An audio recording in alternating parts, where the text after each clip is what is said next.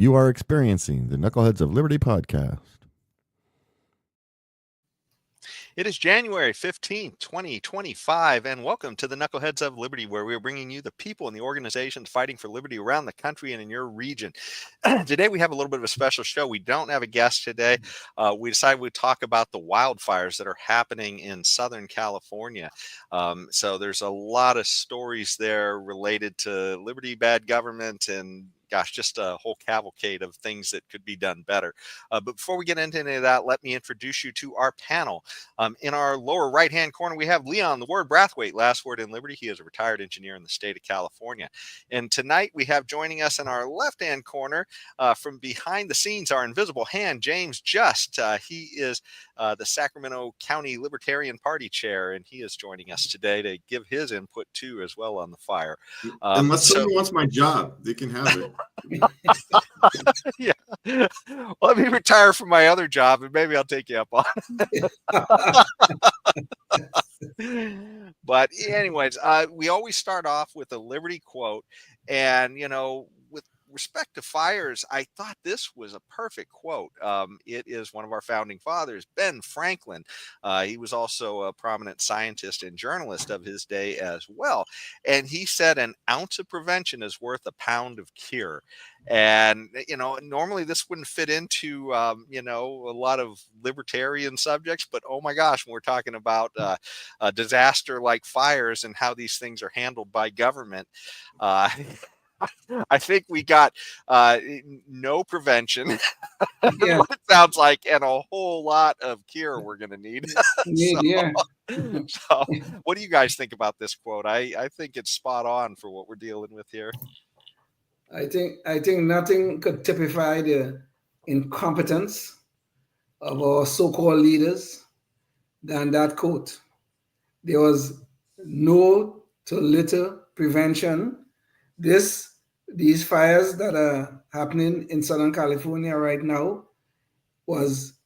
everybody knew it was a possibility, because once those winds start and the ground is very dry, it's very easy to start these fires. And of course, our leaders were absent.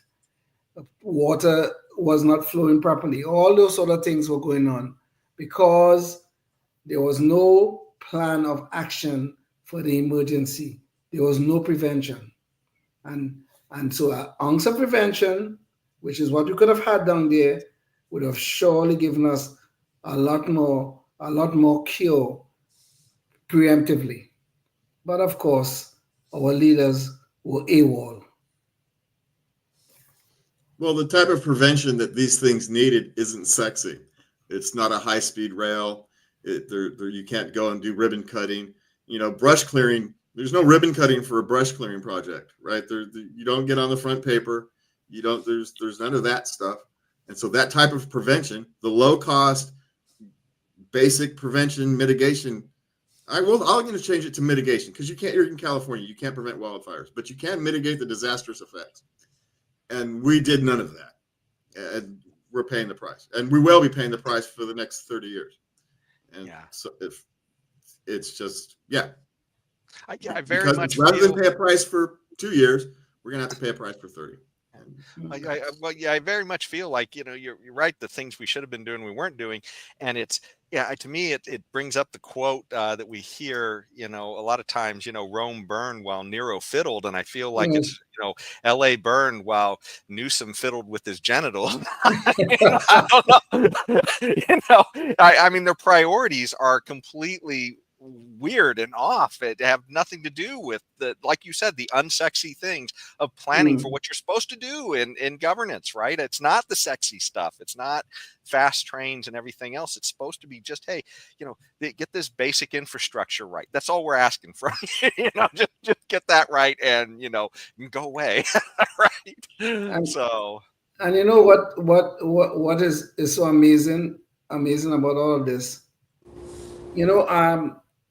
The fires started. They started to question the legislator. What are they doing? Are you getting people, whatever, that kind of stuff and things like that. But you know what the legislator had a special session to do while the fires were ongoing? They have a special session to Trump-proof the state. And you know what Trump proofing mean? They're going to protect illegal aliens. While Los Angeles is burning, they're looking to spend money to protect illegal aliens. Okay? This is what will happen. You know, Rome was burning, and whoever just was just fiddling. Rome was burning, and our leaders in California are just fiddling with their behinds. And Leon, it's not just the when they say Trump proof, it's not just the immigration issue. It's like everything that can be undone by Trump at the federal level. That's what they're looking to secure. So you talk about environmental waivers, all those things. They're trying to figure out how they can, you know, uh, uh, defend supposedly against the Trump administration. But oh my gosh, I mean, they're literally spending all this money saying they want to keep it Trump proof, and then they're saying, "Hey, Trump, can you come over here and help us out?" Yes. Just it's While absolutely nuts. while I accept your point, Jason, that it was not the only the illegal alien issue, it was the most prominent. And Yeah, but you're right, there were other things involved in this whole Trump proofing. yeah. Yeah, I'm guessing probably Title IX and some of those other things probably spill into Yes. there too. But So yeah, um, yeah. yeah, so well, it looks like we have our screaming eagle of freedom with us here today too. So welcome, Tim. So Thank you. I guess Sorry I'm late. that's okay. So we're gonna get to, I guess, some of the images of the fire, just so people can kind of see what we're talking about here. So we have an article from NPR, and it's the most dramatic images of the wildfire is what they're calling it. And so here you see all these cars. Looks like some of them might have been EVs that are just left on the road because fire crews had to get through and the roads were backed up, and they just plowed through these things. People had to run and leave their cars. But yeah, just a lot of crazy scenes from this fire here. So so the devastation is pretty extreme. Um, and the crazy thing is, it's not done yet. I mean, even though we're talking about it now, it's not like this is just the aftermath. It's still going. Yes. So we Yes. don't exactly know for sure when they're going to have this thing wrapped up. But we're going to talk about a whole bunch of issues around this fire. We're going to talk about some issues around insurance. We're going to talk about mismanagement, from our government, and then we're going to talk a little bit about the misinformation thing that Democrats are trying to raise the specter of, and price gouging, which is another thing. So those are some of the topics we're going to kick around today on the show related to this horrifying fire that, boy, I tell you, it's just amazing that, how much damage this thing has done. So you guys have any thoughts on the images before we move along? I mean, it's just heartbreaking. That's the only thing you could say. People have lost their homes, lost everything. Some of these people don't have insurance, so God knows what is going to happen in terms of their rebuilding of their homes. I mean, it's just heartbreaking. And I mean, the fires probably would have started. Okay, I think there's no way to prevent a fire from starting unless it was arson. Of course, we don't know that. But this, the extent of the devastation that we have seen, it did not have to happen. This did not have to happen. Maybe the fire would have started. Maybe we would have had some damage. Some of that would have happened. There's no doubt about that. But the extent of this did not have to happen. Most of this was totally preventable. Leon, I saw an interview of a guy said he was in the fire department for 35 years, and they asked him if you would have had enough water and that kind of thing, would it have helped? And he didn't think it would have. He's never seen the winds that were, hurricane force winds. I mean, 70 miles an hour and so on, winds at the time. So I think it was a combination, of the lack of access to water, the brush that was left uncleared, and with previous controlled burns and so on, that I think would have helped a lot. And then just the fact that Santa Ana winds are a yearly occurrence, and they they were blowing pretty good. But then once that fire gets going, it's got its own weather pattern, and so it increases winds too. So it creates its own winds weather pattern, and it could have it could have been a combination that we'll never know for sure, because you can't do the experiment where A, you have plenty of water, B, you have underbrush cleared out in previous controlled burns throughout the last 10 years, and especially last year, and then you have the same, because the wind, once it gets going, what's it going to do, and then the fire starts. So we can't have that. Unfortunately, we can't have that laboratory where we get to compare. I would disagree just a little bit, in the sense I would disagree a lot, but go ahead. I was just going to say, in the sense that you can see what's happened in an area the fire has already gone through and the fuel is gone, that the fire doesn't catch there, right? I mean, so that this is one of those issues of fuel management, right? Where if you do a better job with fuel management, it can only help, right? And clearly they haven't been doing a very good job with fuel management. And mismanagement is definitely one of those things we'll talk more about during the show, but later on in the show. But it is something where you can see that the areas, they're not that worried about fire coming back to the areas that have already been burned through. So, no, I don't think so. No, right. Yeah. That's for one thing, there's nothing there left to burn, to save, nothing to save, Yeah. everything's gone, unless people can find their mother's, their grandmother's wedding ring or something like that. Sure. But anyway. Well, I can't believe anybody who have worked for the fire department for 35 years will speak this kind of damn nonsense.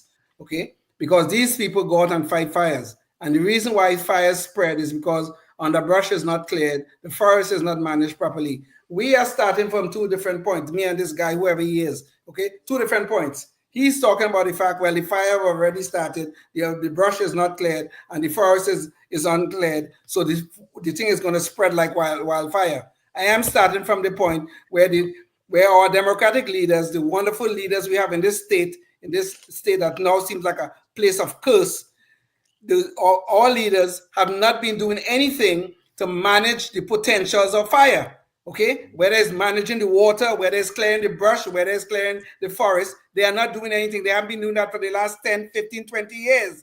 So if now the fire comes up and that kind of stuff, of course, we're going to need a lot of water to take care of the damn nonsense that they started. Well, it's funny too. Bill Maher has said on his show, not this year, but like in a previous year, seems like almost every year they have these big fires down there, right? And he was saying, "Hey, I'm getting tired of this. If you guys don't figure this out, I'm going to leave LA." Right? So because you just see these hellscapes, where the hills are orange, with flames, and it's just, it's crazy. Yeah, to be fair, as I recall, the question was asked regarding the water. If you would have had access to, the reservoirs full of water and so on and so forth, would it have made a difference? And he didn't think it would, because of this, just the massive amount of wind blowing, blowing the existing fires. It's, they're real hard to control. So, there you have it. But I mean, sure, of course, the winds made a big difference, I am sure. But the fact of the matter is, the Santa Ana winds are not uncommon in Southern California. They are not. Maybe this one year it was a little bit stronger than normal or whatever, that kind of stuff. But they are not uncommon. So we should be preparing for these things. Well, let's get to, I guess, a point of the show that I wanted to get to, because I think these are the best predictors of what we can and should be doing. And that's insurance companies, right? And they're kind of at the heart of this story in so many ways. And so I really wanted to focus on them first in this whole thing, because I think they're being a little overlooked in the service that they actually provide. Most people only think about insurance companies being important on repairing the damage, but actually the most important thing insurance companies do from an economic perspective is they price risk. They tell us how risky our behavior is on things, and it's really pointing to know that insurance companies were trying to get out of California in a lot of places before this happened. They had kind of already seen that, hey, this is sort of a high risk zone. In fact, here is a particular story from KTLA News, like literally 4 weeks ago, I think, roughly. It looks like December 19th, right? So I mean, they hit this, out of the ballpark here, and they have a video here where they explain why insurance companies are getting out of California. And so, James, maybe you can play KOL 1. It's a fairly short video, but it goes through and bullets what all of the issues were here of why insurance companies were leaving.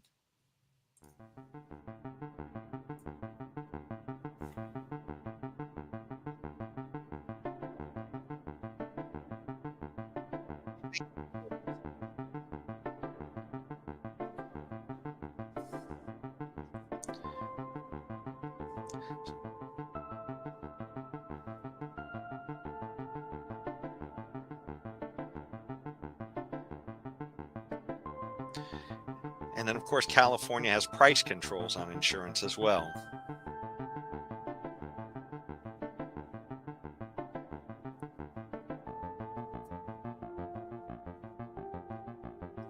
Of course, these are big name insurance companies that we all recognize that are leaving.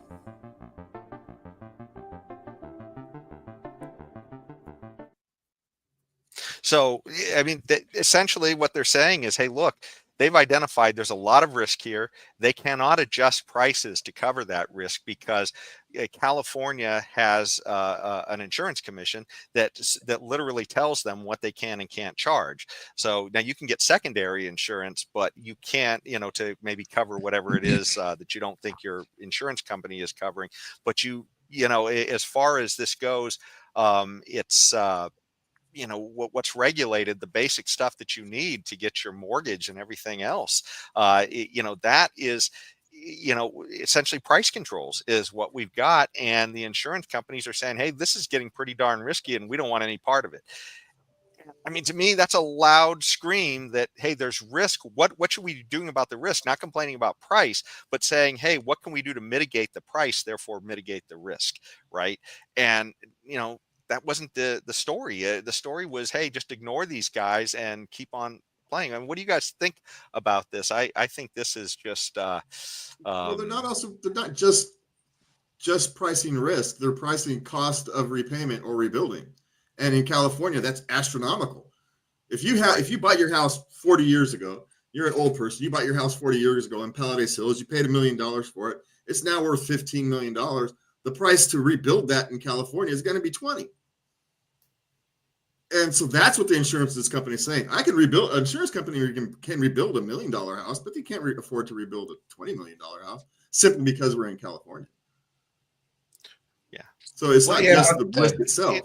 They're fine with the risk. They just can't, because of the cost, they can't of building and replacing the materials in California. You can't. Yeah, but the cost, that cost that you're talking about, James, comes from the mismanagement, all this environmental regulation, damn nonsense that we have here in California is what is driving up the cost. As a matter of fact, fees, usage restrictions, all the various things that make housing prices raise up. Yeah, all the various costs. And look at what's happening right now. Look at what's happening right now. Gavin Newsom is even acknowledging about this cost issue. He don't say what you just said. He didn't say what I just said. But you know what he's going to do? He's going to waive all the environmental regulation so they could rebuild quicker. So what do you think he's doing? He's acknowledging the very damn nonsense they've been doing for the last 15, 20 years. Hey, and it's like you were saying, James. There's more to it than just is a fire going to start, but it's the cascade of mismanagement of everything. Yes. That all of these things cost so much that like you said, that maybe he's waiving environmental and permit things because those are raising the cost. Oh well, guess what? The insurance company has to deal with that too. That's part of the risk that they're undertaking by underwriting somebody's fire insurance. So absolutely, yeah. Yeah. And the third leg of the stool is the price controls, which always lead to shortages of whatever you put price controls on. So if insurance has price controls, which they do in California, that means that there's going to be a shortage of insurance and that's why it's leaving the state. And so how are you going to get a mortgage if you can't insure the property? You know, the Very good nobody's point. going to give you a mortgage. So you've got all these factors, and it's going to get to the point. I think my son was right. He said in the future only the ultra wealthy will be able to live in California, at least own a house, because they're the only ones that can afford to self-insure and have enough funds left over. They don't have to get a mortgage; they just pay cash for the house, and so they'll own their houses in Pacific Palisades, and then if they burn up, they'll just go into the piggy bank and get another 10 million or whatever James just gave as an example to build the house again, and no one that's less than a multi-millionaire will live in California. That's his prediction. Yeah. We'll see Well, if it happens. Sure, going that way. Yeah, that's a very good point about these more these price controls, because we all know. I mean, all of us have some little bit understand of economics. Price controls always leads to shortages. There's no way to get around that. Okay. Yeah. And these politicians always think they are smarter than the market. They could always outsmart the market. They could just mandate X, Y, Z shall happen, and they think that once they mandate it, everything is fine and wonderful, and everybody's going to get to this economic utopia. It is such damn nonsense. And later on in this show, we're going to talk about this price gouging issue, which is another bunch of crap. Well, they're so arrogant, Leon. California politicians are so arrogant that they think that, oh, well, no matter what regulations we dump on them, so no matter what costs they'll dump on them, people will still want to do business here. But yet we're seeing that they're not. They're willing to walk away. Yes. You're not worth it. You're not worth the trouble. We're not worth the trouble. It's us here in California. We are not worth the trouble. Well, yeah, because you just can't afford it. It's a matter of affordability. Yes. Yeah. But by the way, we're not worthy as customers. Get out. Well, for anybody who's watching and they don't necessarily understand why we're saying it, we're so certain that price controls lead to shortages. Essentially, it means that you have no incentive if somebody holds the price under what people are willing to produce to. People just don't have the incentive to bring more to market. So a rising price actually is telling more people to come to that market, right? Who are more producers, right? So it's like a scream within the economy, bring more of this stuff here, right? But because there's a price control, you can't, right? You can't bring the price up to reflect whatever it should be. But this is showing mismanagement. And James, maybe you could bring up this visual too. It's not just happening with homes too. It's a cascade of mismanagement throughout the state. California auto insurance. This is from 2024. Prices set to pop another 50%. I mean, this is just going crazy. The amount, and of course, you don't need auto insurance to buy a home. But most people who buy a home probably are going to want a car too. And I mean, this is just prices that are just going up everywhere. And, that's just a sign that the government is doing a lot of things wrong. Like when they're allowing your cars to get stolen and they blame the owners and not the crooks, right? I mean, this is what's happening in California. So, and then you go to your insurance company and, I guess there's going to be a lot of theft here. So they're going to have to charge more. So, I wonder how many people, how much other people's are rising. Mine went down 20% this year because my cars are, I drive a 2016 Kia, right? If it breaks, they don't care. I'm protecting other drivers. That's really what my insurance is for, right? Because my car's long paid off. It's only worth $6,000 or whatever it is. So as from an insurance company, my car's fine. If someone gets a small fender dent, you have to replace a bumper, it's maybe $1,000. It's not like these modern cars, a new 2023 car, where you can have no visible damage and have it be a $15,000 repair. Yeah. Simply because you've broken a bracket on a sensor. And now you've got to take half the freaking car apart to replace it. And it's $15,000. Yeah. Yep. No, there's a variety of reasons why the insurance can go up, but certainly we see that there's some crazy policies, and a lot of places in California, I believe, are among the national leaders in car theft. Absolutely, absolutely, yeah. yes. But anyways, our closeness to Mexico is a big part of that car theft thing. They just Okay. go right over the border and off they go. Whereas, you steal a car in Washington State, you got a ways to go before you make it to Mexico. Apparently, Canada's not running stolen car Yes. rings. Like, I don't know why. I don't know why that is. How come Canada's not doing it, but Mexico No, Canada is? has a big, huge stolen car problem. Oh, they do. Okay, I stand corrected or Yeah, sit. Canada has a big, huge. Well, they chop them up and ship them overseas through the ports. Okay. They sell the parts. Oh, good for them. Who, Well, do, in who Washington does State, who does this? Who does this? The gangs Canadian. who steal the cars. It's a whole big thing. It's the same group of people who've been doing cars, stealing and chopping cars since the 50s?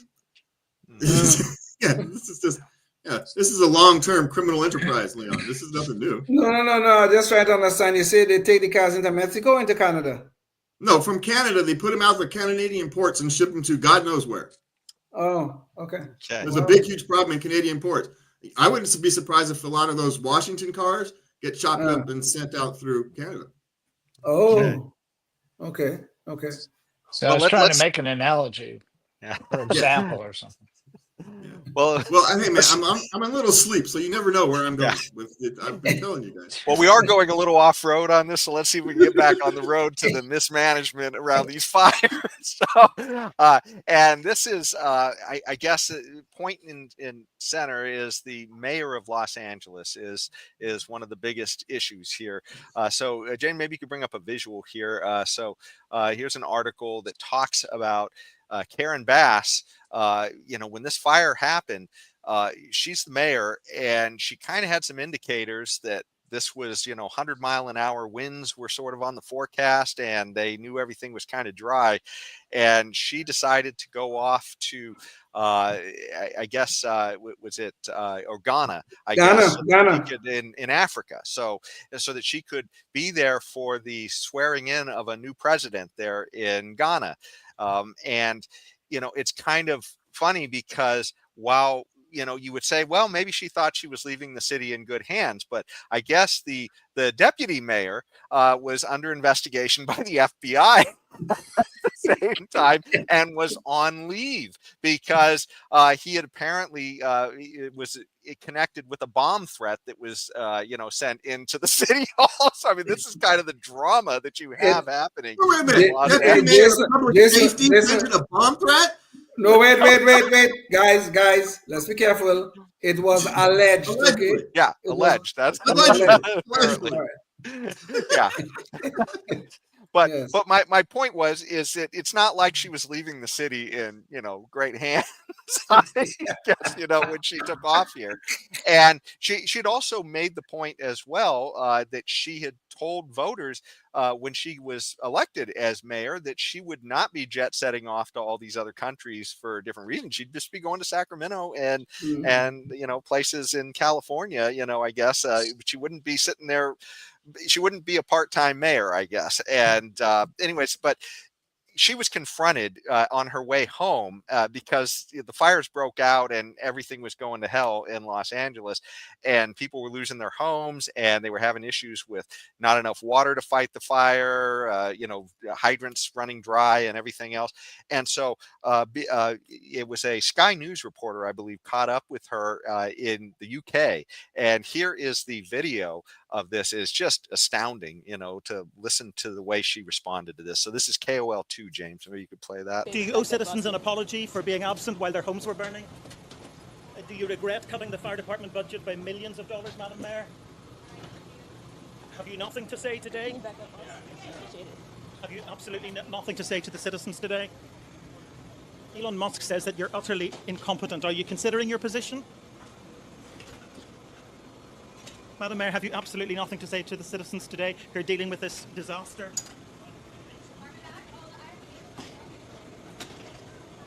No apology for them? Do you think you should have been visiting Ghana while this was unfolding back home? So there you have it. I mean, that was an embarrassingly long showing.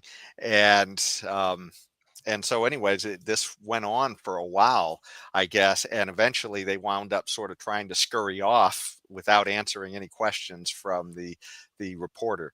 So, what do you guys think about that? Did he say that actually happened in the UK? I thought that was in Los Angeles when she returned. No, that was part way on part way back. So she had a Oh, flight that okay. went through the UK, and that's where the guy caught up with her. Got you. So Okay. yeah, Okay. so Well, yeah. how did she spent all that time on the plane and couldn't come up with a simple? My heart breaks for the people. I'm looking forward to getting back. Yeah. Just the 3 sentence. Hey, look, I don't know very much. I've been on the plane, but my heart breaks for everybody what they're going through. I'm hurrying back as fast as I can. Right? That's all you got to say.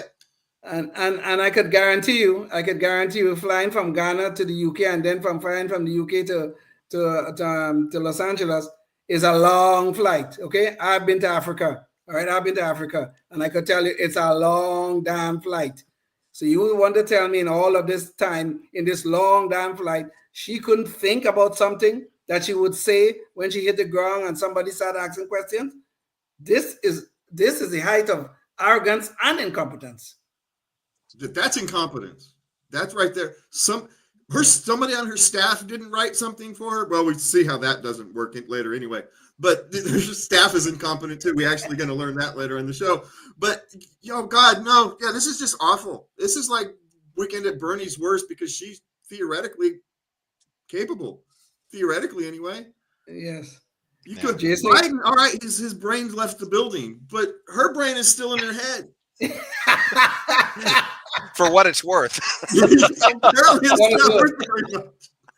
Jason, you didn't break in for the for public access. Well, that's okay. We've overshot that now. I'll find an edit spot for that one. Yeah. Okay, cool. Okay, very well. Yeah. Okay.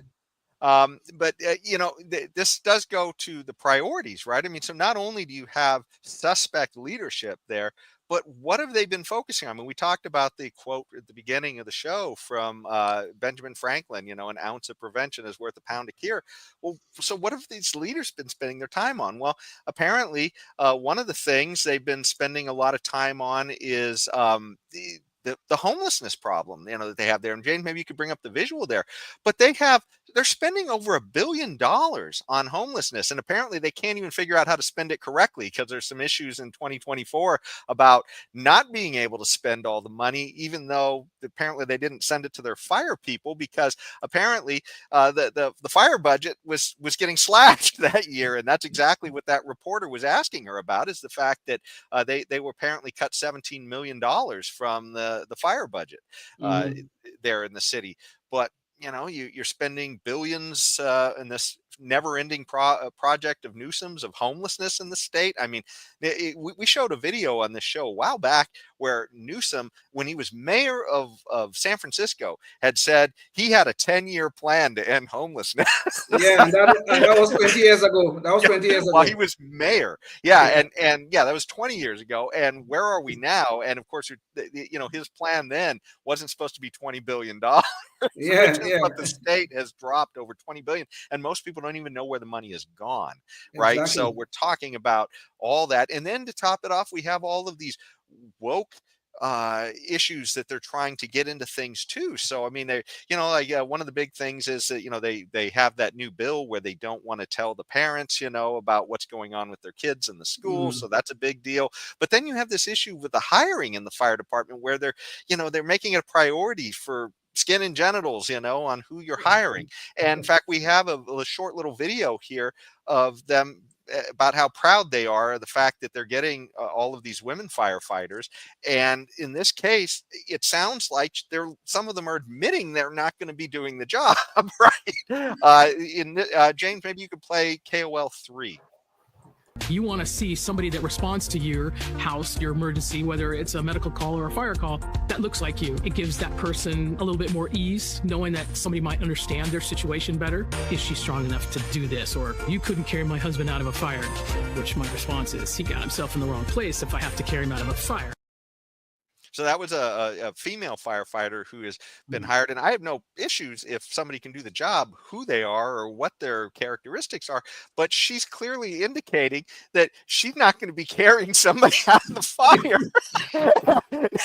now that's to me that this is insane. If you're proud that you're hiring people who can't do the job, so that I don't know. What do you guys think about this? I think this is So nuts. wait a minute, I just want to make sure I get this clear. So the invalid 80-year-old homeowner that's confined to his bed most of the time. He's got a wheelchair. He gets in and out.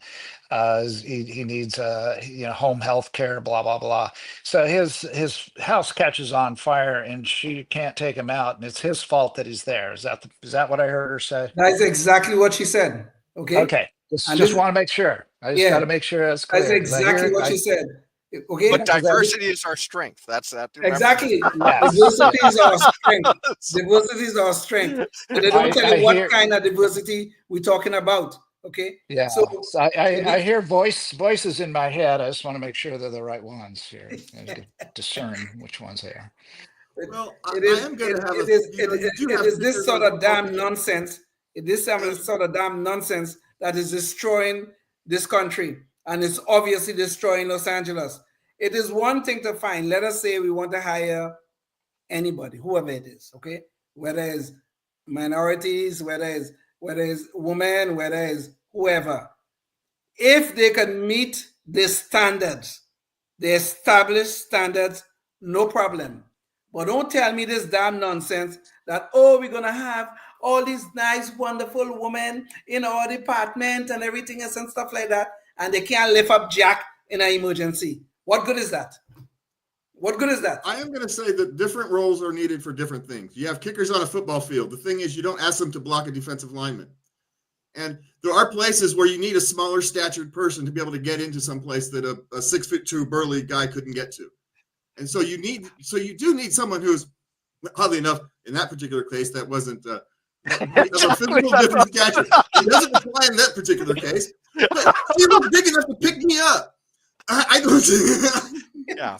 It didn't look like she was going to have a problem picking me up. I don't really see what her problem was. Yeah. But the point is, James, you said it. What you said in the beginning is correct. If you're hiring somebody for a particular role, if they can meet the established standards, no problem. But if you're hiring someone and part of their role will be they have to go in the house, they have to lift somebody up, maybe a 200-pound guy like me, they have to lift them up and that kind of stuff, and they cannot do that, and that is part of the requirement of the job, they should not be in the damn fire department, or hire them for some other role that they could serve in that role. Yeah, they're not the ones you send into a burning building, right? They're just not the ones you send into the They have plenty of things they can do, but you don't send them into the burning building. Yeah. Unless they have a small space you need to get into, and then you can send the ones to go. So that would be a good comeback to her thing about, well, maybe you shouldn't have gotten himself in that position. Well, maybe you shouldn't have gotten yourself in that job if you can't do it. Exactly. Maybe you shouldn't have gotten in that position where you're supposed to pick somebody up and drag them out of a burning building. Yeah. So who's the most wrong here? I don't know. Okay. I'm saying the most wrong are the bunch of idiots who came up with this idea about diversity is our strength. Okay. And let's be clear, I couldn't drag somebody else out of a burning building either. We're all screwed if you're waiting for me to drag someone out of a burning building. So you're not a fireman either. Last I checked. No. Well, I think one thing I definitely don't want to leave out of the conversation, because we've had a lot of fun poking at the management of the city of Los Angeles, but let's talk a little bit about the management of the state of California, and that has been Governor Newsom. And by the way, too, in case you're not familiar with California, it is a one-party state. So for the most part, I mean, there are Republicans here, but all of the important positions have been held for a decade or two by Democrats. So this is like there's no, it's that they have almost a super majority, I think, on a lot of these things. So yeah. I think we haven't had a Republican in a statewide office since 2006 or something like that. I think that's the number, something like that. Yeah. It looked Well, like insurance commissioner or something silly like that, wasn't it? Something yeah. like- I don't remember what it was. It's been a while though. Yeah. Well, so one of the things I wanted to point out was we have a couple little videos of Gavin Newsom here. So one is him, he's been sort of beating the drum about, misinformation is one of the big issues he wants dealt with, I guess. And yet we see just like almost like an arsonist spreading a fire, he's spreading misinformation like crazy himself. And let's go to video KOL 4, because this is Gavin Newsom being interviewed on Meet the Press about some of the details about the fire. President-elect Trump has blamed you for this crisis. He called you incompetent. What's your response? Well, I called for him to come out, take a look for himself. We want to do it in the spirit of an open hand, not a closed fist. He's the president-elect. I respect the office. I don't know what he's referring to when he talks about the Delta smelt in reservoirs. The reservoirs are completely full. The state reservoirs here in Southern California, that mis and disinformation, I don't think advantages or aids any of us. Responding to Donald Trump's insults, we would spend another month. I'm very familiar with them. Every elected official that he disagrees with, very familiar with them. We do know, though, from reporting here locally that one reservoir that serves the Palisades was not full. And that's exactly what triggered my desire to get the investigation, to understand what was happening with that local reservoir. That was not a state system reservoir, which the president-elect was referring to. So there you have it. He's literally being caught flat-footed right there on the, in the interview by the media person asking him, hey, look, we actually heard some of these reservoirs are not full. In fact, I believe there was, I thought I had a clip of one of the reservoirs. I guess I don't have that article handy, but that, but yes, there was a particular reservoir that was empty, and it was because the apparently there was a cover that was damaged, I guess, and so they, now this is something that should probably just take, you imagine a cover to a reservoir is damaged. Okay, so they get that repaired in a few weeks. No, it's been down for over a year. So That's this right. is California. That's right. That's right. So they had an empty reservoir, the one that they're talking about in that video. But yeah, so I mean, these are some of the issues. Now here he's being confronted by just a constituent here, and it's kind of funny what happens in this. So Jane, maybe you can play KOL 5. I'm not going to hurt him, I promise. I'm literally talking to the president right now to specifically answer the question of what we can do for you and your daughter. Can I hear it? Can I hear your call? Because I don't believe it. California Governor Gavin Newsom is being criticised by some for water mismanagement as hydrants ran dry while fires multiplied. So I have to get cell service. So let's get it. Let's get it. I want to be here when you call the president. I appreciate it. I'm doing that right now. And it's to immediately get reimbursements, individual assistance, and to help you. I'm devastated for you. I'm so sorry, especially for your daughter. I have 4 kids. So there he was asking him, hey, what are you going to do? And he said, I'm on the phone with the president right now. And well, I'm not actually on the phone with him, but I'm trying to get on the phone. I don't know. So anyways, what do you guys think about Mr. Slimer here? Well, you have to give Gavin some credit.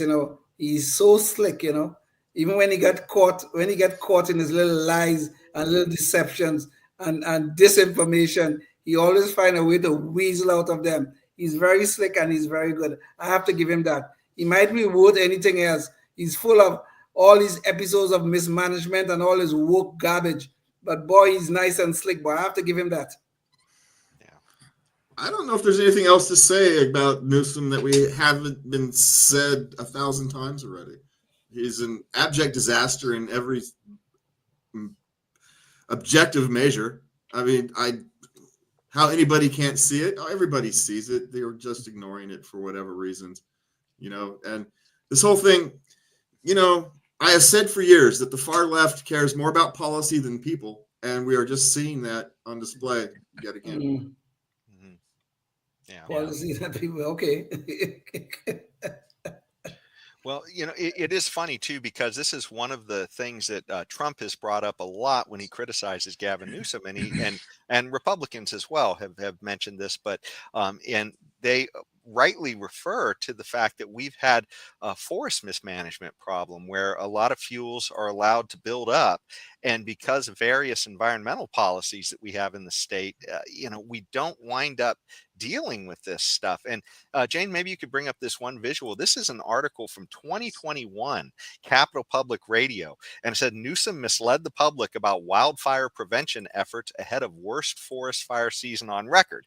Now, that whatever happened in 2021, I gotta say, I don't think it's as bad as this last one. I mean, things just keep getting worse. And they talk about how, he overstated what they were doing by 690%. Okay. And now Gavin Newsom and the Democrats are the ones that are constantly talking about, oh, there's misinformation, disinformation. Anybody who says something different than what we say, here literally called on the carpet here, for overstating what they're doing with respect to forest management. And so it's absolutely nuts, what's going on some of this stuff. So I don't know if you guys had any thoughts on that. We always know that the Democrats specifically love to project, right? They love to project their own guilt onto everybody else. We're just seeing that again. Oh yes. Well, it's always a power play, right? It's a power play. They want to so control our lives. They think, well, they're going to take us to this utopia. But while they're taking us to this utopia, they're going to control us, control our thoughts, control our conduct, control our actions. It's always a power play. And now that the quote unquote the chickens have come up to roost, now they have to find somebody else to blame. They can't blame themselves. They're not going to come out and say, oh God, Lord, I'm sorry, I messed up. Please forgive me. They ain't going to say that. They're going to have to find somebody else to blame. Look at Gavin Newsom spending his time blaming Trump. Trump is not even president yet. He's not even president yet, but he's blaming Trump for some of the things that are going on here in California. When it was his administration, his mismanagement, all the bureaucracy that we have here in California, and they are doing nothing but creating disasters. That's what they're doing. And sooner or later, you see this wildfire we have right now. We have plenty more wildfires to face in this state before some of these people will wake up. If you get my meaning. Yeah. Well, it's funny as far as maybe you could bring this visual up here, James, but as far as the misinformation goes, I mean, this is exactly what we're talking about here. So it's not just the Democrat politicians, but it's also their voices in the media as well. A lot of times the mainstream media is almost like an arm of the Democrat Party. But, here's the AP, and it looks like the topic is climate. So that should set some alarm bells off right away anyways when you're reading the article. But it says, for LA water issues, misinformation spreads nearly as fast as wildfires. And, it's like, oh my God, this is literally what we've been hearing through COVID, and even before, I guess, but especially after that, is it misinformation? Everything's about misinformation and the government trying to control these things. And it's funny too, because apparently Newsom, I guess was trying to tell people, let's see, it says Newsom defends fire response with fact check site linking to Democratic Party fundraising form. So platform. So apparently, he was trying to get people to go there, I guess, for fact checking. And I guess there was all kinds of stuff there connected to this thing called Act Blue, which was a way to fund the Democrat Party, I guess, looking for donations to them. Yes. So, I mean, this is what they point to when they're talking about fact checking. But, we've just had a revelation that happened right about the time that these forest fires kicked in. Mark Zuckerberg came out just a few weeks ago, and he said that, hey, look, all this stuff that we've been doing with fact checkers, it's all BS. These people are highly political. And fact, so they've decided they're getting rid of their fact checkers. In fact, we do have a video clip to show of that as well, because this is so important. But it's the reason of bringing this up is because we're literally seeing them try to hit us with this misinformation thing so they can cloak the bad job that we're catching them in with respect to these LA fires. And, it's just they cry misinformation constantly, and then they send you to their fact checkers.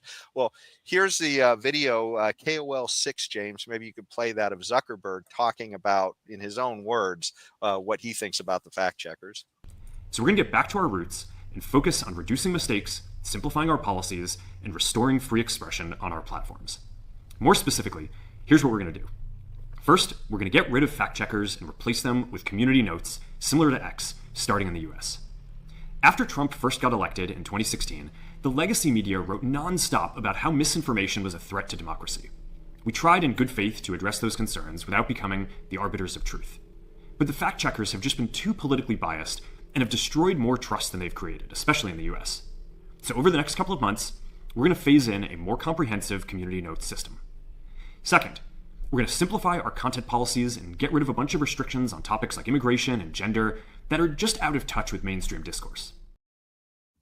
So he went on with a whole bunch of other things too, but those were kind of the biggies. The idea that they've been filtering people's content, and the idea that they had fact checkers going in there to tell us all that, hey, this isn't real, when they're really just an arm of the Democrat Party that's in there saying that anything that disagrees with the Democrat Party is not a fact. So anyways, you guys, to me, this is one of the biggest moves, I guess, shifts that we've seen, I guess, in free speech, and I guess, hopefully a vibrant, open dialogue out there, between people, is, to see Facebook shifting towards where, I guess, X Twitter is, and start seeing that monopoly on speech being broken, I guess, in social media. What do you guys think about all this? No, I think I just want to say just real quick. A year ago, they weren't even acknowledging that this was true. Yeah, that they were manipulating the algorithms, manipulating content, They wouldn't even admit it was true. And now all of a sudden, we're going to go back to normal. Yes. Yeah. Right. Yeah. I was going to say something just like that, but I really believe Facebook is going to make these changes and that kind of stuff. But I do not believe, you see, Zuckerberg, I don't believe none of the crap that's coming out of his mouth. Okay. Now they will change it, and they're going to go to the community notes system. I think that's a very superior system to what they were doing previously, because Elon Musk is doing this on X. But Zuckerberg and company is starting to see that there's a rebellion going on in the United States against these damn social media companies who are trying to limit our speech, and they're doing it to help the Democrats. But they're starting to read, thank God, they're starting to read the writing on the wall, and they're starting to make changes, which is a good thing. But what I don't like about this Zuckerberg conversion is all this niceties about, oh, we tried this and we tried that, and we have to go back to our roots and blah, blah, blah, and all the other crap. Okay? They're just reading the writing on the wall, that's all. Okay, let me translate Zuckerberg for you. We're losing a bunch of people off Facebook, and so we got to go back to, we got to do what X and other platforms that allow free speech do, and so that's why I'm going to do it. There. That's the translation. I'll take that. True, I'll take that. You know why people like me left is because the ads were more relevant on Facebook than my feed. Yes.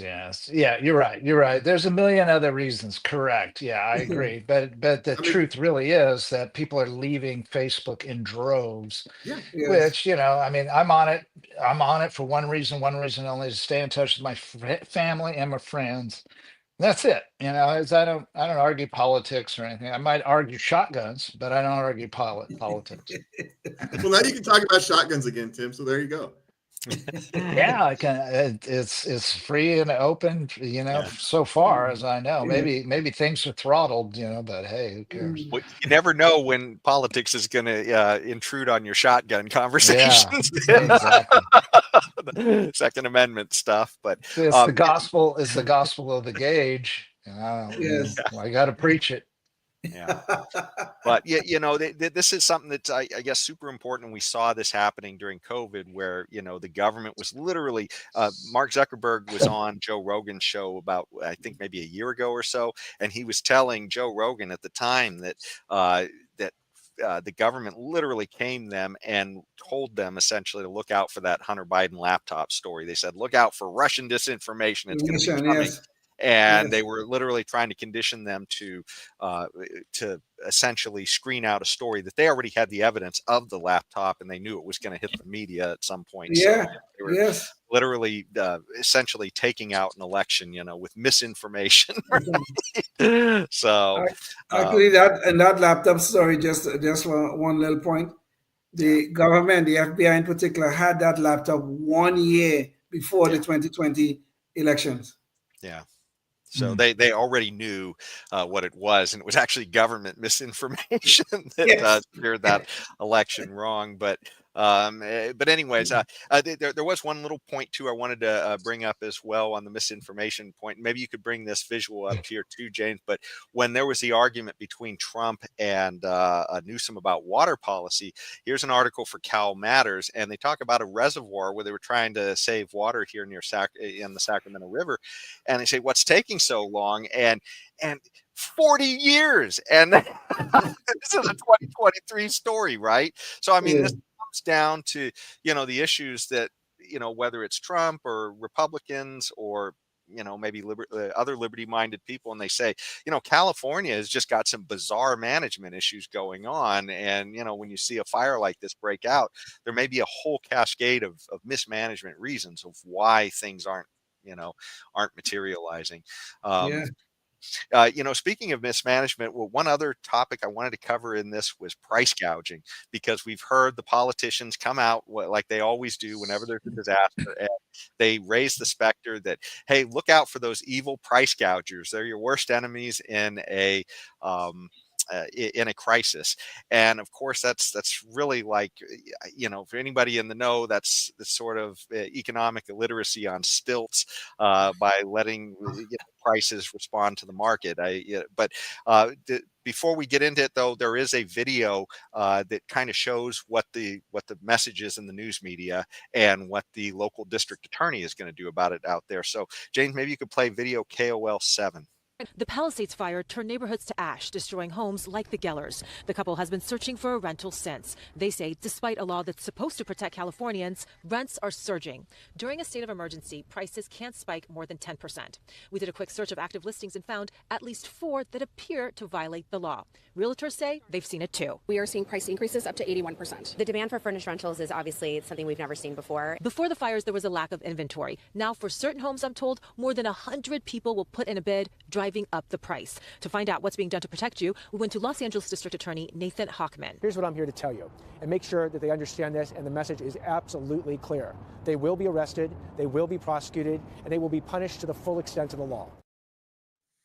So, again, price gouging. Now, just to kind of people understand, when there's a disaster, there's probably going to be scarcity on a lot of things. In this case, there's scarcity in homes. So just basic supply and demand. When you have stuff and there's more people looking for that stuff than there are people with it, the price is going to go up. You see this with concert tickets. You see it with everything, I mean, essentially the same token, if nobody wants to go to a concert, that price is going to drop on the tickets as well, probably. But this is something we see constantly, and it's just and you see this from Republican politicians too. It's not just Democrat politicians. So it was something we wanted to bring up here, and we even have a price gouging website. Jane, maybe you could go there. This is California has laws like they mentioned in there, and if they see the prices go up more than about 10%, these are all the different areas and what the codes are, and they say it's about 10% greater than whatever the norm is, somehow that's price gouging. Well, I mean, think if you're the store owner or something else, and suddenly you're not going to be doing as much business, you're not going to have supply coming in. What are you supposed to sell in the days when you're sold out of things? You're still going to have to pay taxes. The government's not going to stop charging you taxes and other fees. So, the issue is that, you've got to try and moderate to whatever the situation is. What do you guys think about the price gouging issue? Well, it's not just that, Jason. You got to pay somebody to drive your product into a disaster zone. That's going to cost more money than it did a week ago. Just because there's less trucks available, just because people don't want to do it. Who wants to drive into a freaking disaster zone to deliver off chocolate candy bars? No one wants to do that. But if you want to sell them, someone has to. Yes. And so Yeah. In your example, James, the normal supply routes and the supply support, the structure of it all is no longer in existence. So somebody has to create a new supply system, and that's what you're referring to for products that are in short supply, like water and that kind of thing, right? yeah, and it will be wildly inefficient at beginning, right? So it will be wildly expensive just because of the nature of how logistics work. Yeah, I think what we're talking about is a little bit different thing. How would you say the increase in rent? So you own a property and you've got it up for rent. Nobody's in it, let's say. That's which is rare in California. I mean, if there's you got, four walls and a roof, you've got somebody in it. But let's just say they've got an available home to rent, and instead of renting it out for $2,000 a month, you want to rent it out for $4,000 a month. You're just going to double the price and say, hey, you want it for $4,000? You came out of Pacific Palisades. Sorry, but I've got plenty of people that would pay that and more. So how does that type of well, because here's the increase thing. in price? If you've got $2,000 in rent, you're going to have 400 people come in and apply for that position. You don't want to go through 400 applicants. Yes. So you raise it to 4,000. Now you only have to deal with 5. Yeah. Basic supply and demand. I don't see what the problem is. Basic supply and demand. And so now people demanding their property. There's a whole 10, 20, 30, 40 people out there want to get someplace, and you have a space available. What's wrong with that? Even if you have to double it or triple it, what's wrong with that? Basic supply and only demand. one person is getting that house, and it's likely going to be the person who can afford it most anyway. Yes. So you might as well suck as much money from him as you can. Yeah. Well, yeah. Plus, he's not going to be there and as very long. As soon as he gets his house rebuilt, whatever that. He's moving, right? Yeah. Moving, that's right, and that's and that's the way it go. Maybe he signed something for 3 months, 3 months, 4 months, whatever. He paid $4,000, $5,000, and then he's gone and stuff. Yeah. Here's the thing too, though, is that you're also getting you've lost supply is what's happening. That's why the problem, your supply isn't meeting demand.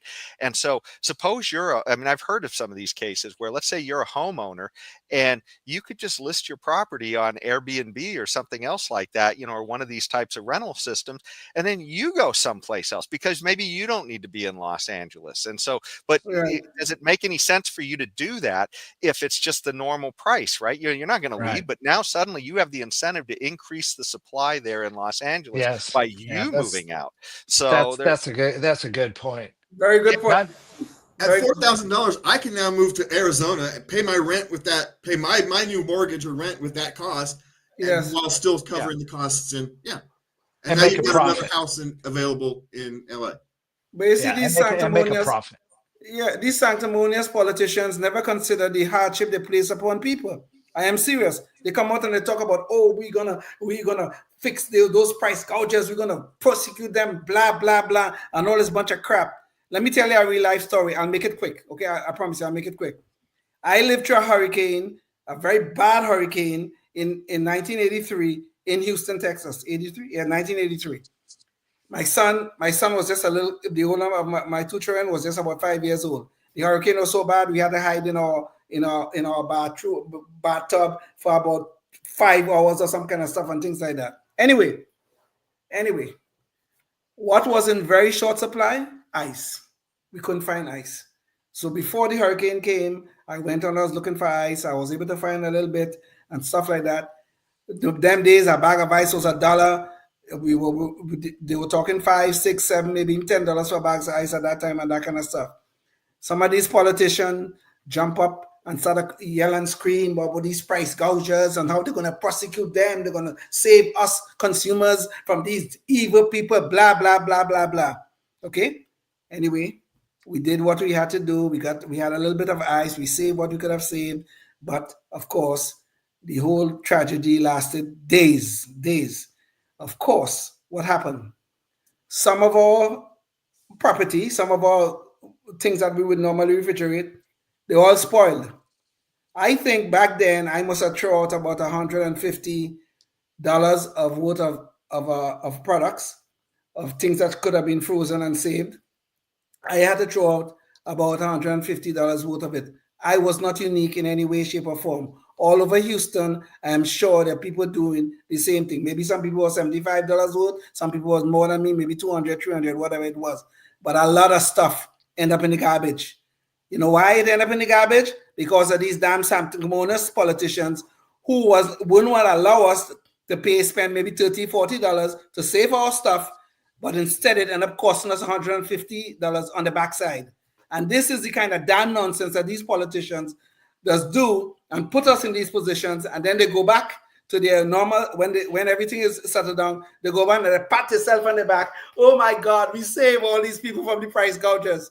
No, they didn't save us some crap. Yeah. Well, and the We crazy care more thing about is policy than people, Leon. Okay, there we go. Yeah.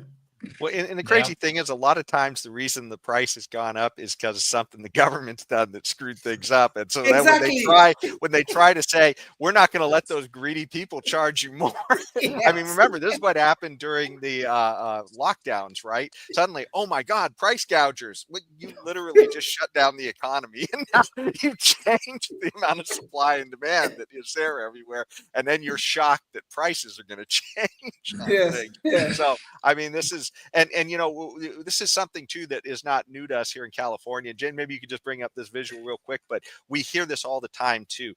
We have different gas laws in this state than the rest of the country, where we ask for a different blend of gasoline, and that obviously has a difference because now suddenly you have to make a special gasoline for California, so it costs more than the rest of the nation.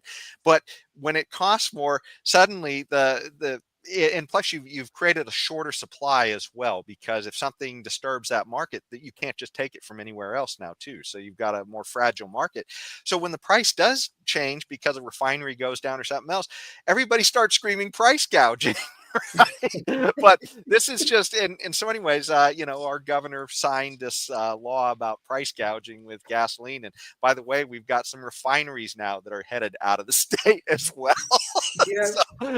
Some gasoline companies. So it's just one thing after another with price controls. They're sending the insurance companies out, then the refiners are leaving. I mean, it's just an absolute nightmare with these people running things and just keep looking for the prices to keep going up on everything, despite all of their edicts on keeping the prices down. So I want to know why, when the state passes regulations that require the gas prices to go up 47 cents, which is the vast majority of it goes to the government, why isn't that price gouging? It is.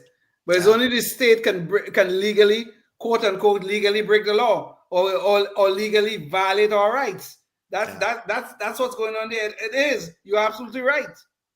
It's gouging. It's not gouging because they think it's the proper amount. They think it's their fair share. Their fair share, exactly. Their fair share. It's not a gouge. The government takes our hard-earned income, our labor, our honest labor. They take it and spend it the way they damn well please, and then they tell, "Oh, that's just a fair share. You're just paying a fair share." That's my labor you're talking about, bro. If you didn't get that right. And then they pat themselves on the back because their policies help people. Yes, right. You always pat yourself. Take $10 out of my pocket, give me back 3, and say, "Hey, look how good I am. I'm awesome."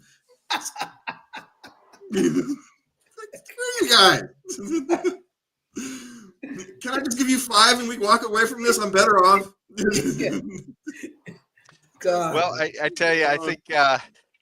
We've seen all of the absurdity, but this takes us back full circle for our Knucklehead Noise Patrol to the person who's running things or apparently not running things very well in Los Angeles, and that's Mayor Karen Bass. And here she had a press conference, and this just is the cherry on top of, I guess, the mismanagement and the competence of the people who are running these things. So James, maybe you could play a KNP1 for us. But make no mistake, Los Angeles will rebuild stronger than ever. Right now, if you need help, emergency information, resources, and shelter is available. All of this can be found at URL. Los Angeles, together is how we will get through this. So she told everybody you can get help at URL. I can't believe I'm going to do this. I'm going to throw her a little bone, Leon. It's a very little bone, Leon, okay? It's a very, very little bone. I understand how this happens. You're doing a cold read. You haven't read it before, and so you're reading as you're speaking. You're kind of it's the same process. And so you don't know that says URL until after you've already said it. Now, what you do when this happens is you go, hey, someone, tell me what this URL is. You notice that that's a mistake, and you correct it right then immediately. You deal with it right then immediately. But I understand how it happens, but how she's not aware enough to not correct it and deal with it right then on the spot, I have no excuse for that one. I mean, if you were watching I'm trying the to thing, be as nice and pleasant as I can, but oh man. Well, if you were somebody who literally needed help, you didn't get help that day because you don't know what the website is you were supposed to go to. Yes. You're off. No, but James, though, even though I can give you that she was just reading and she read it out and that kind of stuff, but she's such a dumbass that even after she said URL, she couldn't even turn around and say, oh, what's the website? Or say something to show that she understood that she was really messing up here badly. Okay? That she's messing up so badly that here we are tonight talking about it and joking about it. This shows incompetence, and this shows how much of a dumbass she is. Not just incompetence, not just her incompetence, her whole team. Yeah. Someone wrote that. Fair didn't enough. pop in the thing. Her team failed her, right? Now then she went on and made another fail, right? She doubled on the fail, but her team failed her because she didn't have time to read it, and it happens. And even the most seasoned professional will do that on occasion, right? They'll just read what's put in front of them because it's just they're doing what they're doing. But they correct it, they fix it. He goes, "Oh wow, did I just say that?" And then they move on, right? That's what it says on the teleprompter, really. They do something to correct it and to let people know what happened. And she just kind of keeps going on like it was the most normal thing in the world. Now, that there's no excuse for. I feel, as a person who does TV and gets put in that position, I feel for the mistake. I feel for the interest, that can happen. I get it. But the afterwards, no. Her team failed her, and she failed her team. She didn't recognize the abnormality in what she was saying after it was said, and that to me is a real problem. Even though I'll give you everything that you have said, okay, understand how it happened. I almost feel for her, Leon, but then she went and just completely butchered the recovery, and it's like, oh man. Trying to be nice is hard for these people. It's just hard to be nice. Yeah, true. That's true. That's true. Yeah. I'm the whole show without saying this. Here in California, we are reaping what we've sowed. Yes. Yep. That's an important point, James. That's an important point. We sit around here on this, how long here? We've been over an hour here on this show. And we constantly blaming the politicians, which is what we have done. I have been most vocal about that. The fact of the matter is, the people that we should be voting, that we should be really criticizing here, is the damn voters who put these people there. Because the voters of this state are over and over again putting these people to lead us. So really and truly, it's really on our shoulders that why this incompetence have been going on for all of these years and continue to this day.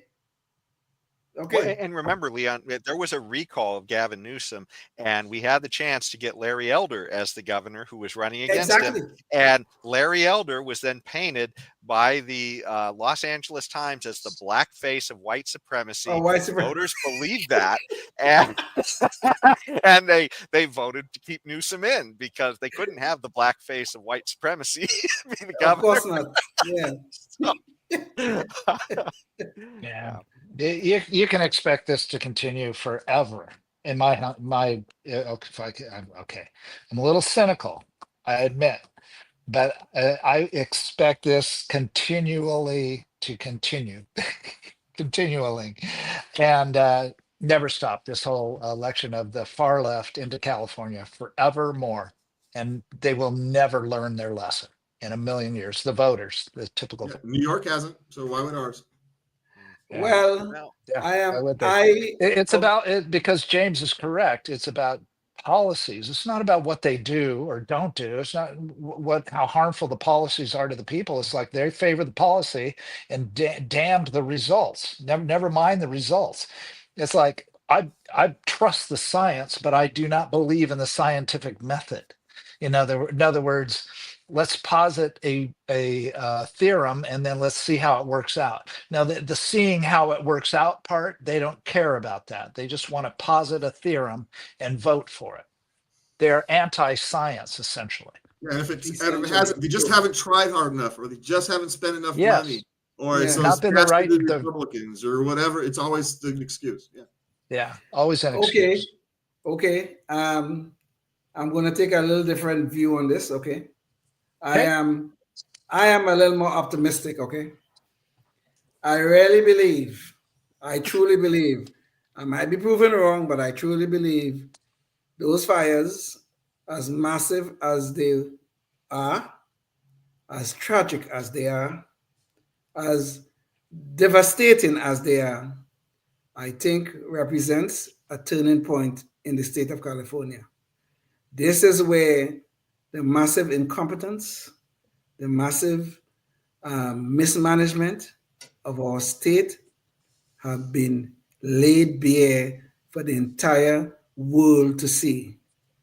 And if we as voters in this state learn nothing from this, then we are just as bad and as dumbassed as the people we put to lead us. But I do not believe that about our voters. And so I believe that this is a turning point. I really do. Okay, you're wrong. You can be wrong, but that's okay. It's not going to make a teensy-weensy bit of difference. Not even one vote or two.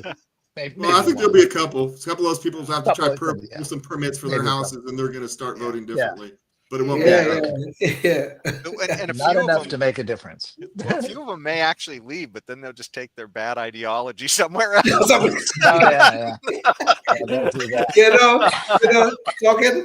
about that, there was an article in the Wall Street Journal, must have been some years ago. I think it was about 5-6 years ago, about people who were moving to Utah, Californians moving to Utah. And some of the native people of Utah were complaining that they were bringing their bad ideas with them. So Jason, you might be talking some kind of reality here that is kind of frightening when you think about it. California wheels or California pollution coming in a U-Haul. Remember, a California centrist is a leftist for Utah. Yeah. It just is. Yeah. Well, I think we've kind of handled managed the mismanagement that's going on in the state tonight, at least with respect to the fires. But next week I think we have I can't remember his last name, but we have a person, Enoch from Defending Utah, so that's who we'll be talking to next week, and certainly he has some ideas on grassroots organizations. So we'll like to hear some of that. And it's funny, we're just talking about Utah, so that's a nice segue. But if you're watching, think about what you could do in your community to change things around, because usually every week we're interviewing somebody who's doing something, whether they're starting their own country, trying to swing a state, whatever it is. Maybe there's something you could do in your community. So be thinking about that before the next show. And until next time, stay tuned and stay free. Oh, yes, indeed. Life, liberty, and the pursuit of happiness, always and forever. Thank you for listening to the Knuckleheads of Liberty podcast. Find us on Facebook, Rumble, YouTube, your favorite podcast network, and at knuckleheadsofliberty.com.